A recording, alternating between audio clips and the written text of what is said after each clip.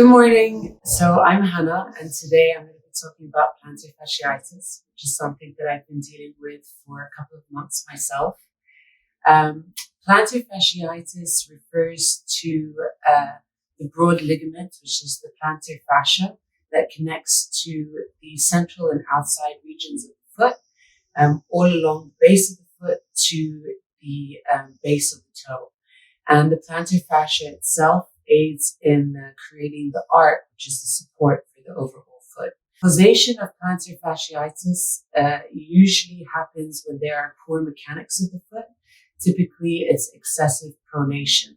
So if you take a walk, for example, you have the heel to toe to propulsion. And it's that mid to propulsive phase where you see excessive pronation of the foot. And that usually means when the foot rolls inwards. That happens because you could be flat-footed. It also could be because you have a collapsed arc.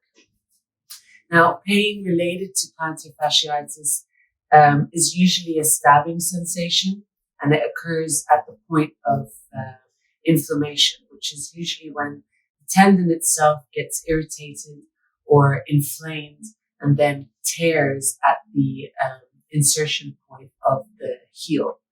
Pain is usually more severe in the morning or when you've been sitting for prolonged periods of time. And that's because the tendon itself shortens when there's no pressure applied. So once you get up in the morning and you step out of bed and you put your full weight onto your foot, that causes the fascia to stretch and re-tear, which is why there's a lot of pain when you first wake up in the morning. And we'll go over a couple of those treatment methods to sort of reduce that pain and reoccurrence of the injury when you wake up. Proper diagnosis of plantar fasciitis is important because the last thing that you want to do is associate the pain to any other common foot injury. And there are quite a few that I've seen in my career. And it could be tarsal tunnel syndrome. It could be stress fracture of the heel. It could be heel spurs or plantar fasciitis. So it's very important to consult with your doctor or your physical therapist to ensure that you're treating the right injury and you're using the right methods to relieve yourself of pain and prevent any future damage to your foot. But typically, if you were to go to a physical therapist or a physician, doctor, they're going to recommend a treatment method. And because plantar fasciitis is an injury that can last several months, I highly recommend that you follow those treatment methods as much as possible, because it's not only going to relieve your pain and shorten your injury cycle, but it will also teach you proper mechanics of the foot so that you can prevent any future issues, whether it be plantar fasciitis or any other injury related to the heel and foot. But typically, a treatment plan is going to consist of regular icing of the foot. So I typically try to get anywhere between 4 to 5 rounds of icing on the fascia itself. It would last anywhere between 15 to 20 minutes if I can handle it. It depends how I'm feeling. You also want to ensure you're wearing proper shoes. So shoes can be a huge support or factor relating to your plantar fasciitis and its recovery or injury phase. So you want to make sure that your shoe, is well cushioned. It has a good arch support.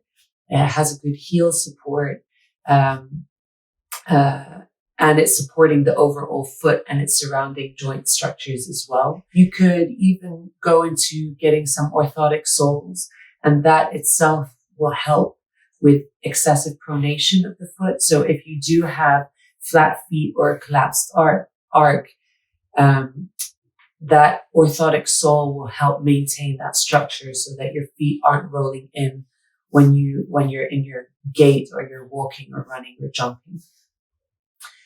If you have very acute pain, then you can consult with your doctor and possibly get a cortisone shot to help reduce that site of inflammation or that pain point. Otherwise, stretching is a huge support to anyone who has plantar fasciitis, and you can use tools such as a night sock, which attaches to your foot and to the base of your knee, so it creates that overall stretch of the plantar fascia overnight. Now, you can wear those overnight if you're able to handle it when you're in bed and under the covers. But otherwise, as often as possible, socks like these can really help relieve any sort of pain associated with the shortening of the plantar fascia and then the re-stretching or tearing once you apply any force or pressure upon walking, jumping, or running. Stretches can also be done manually. So with your thumbs, you can go along the length of the plantar fascia. You can also go cross fiber against the fascia itself. You can do towel stretches if you don't have a sock, where you would wrap around your toes and essentially just pull that towards you, stretching the base of your foot, the Achilles, the calf, and the hamstring. That goes on to say that you never want to focus on just the localized area of a pain or any part of your body when you're training or recovering or rehabbing. You always want to move a couple of joints down. So you want to make sure that you're working on the Achilles tendon, keeping it nice and mobile and stretched, your calves, do some calf strengthening exercises, some calf stretching exercises, and then even up towards your hamstring and your hips to relieve any sort of tugging that may be causing extra tension on the plantar fascia. As always, it's very important to consult with your doctor and your physician. I'm not a doctor of any sorts. I've been in the industry for many years, but this is definitely what I have been doing to help myself recover from plantar fasciitis. Hopefully I do pretty soon. Until then, I hope this video was helpful. If it was, please give us a thumbs up, subscribe to the channel. We've got a lot of good and cool information coming along your way. So I'm excited to see you here and in the future.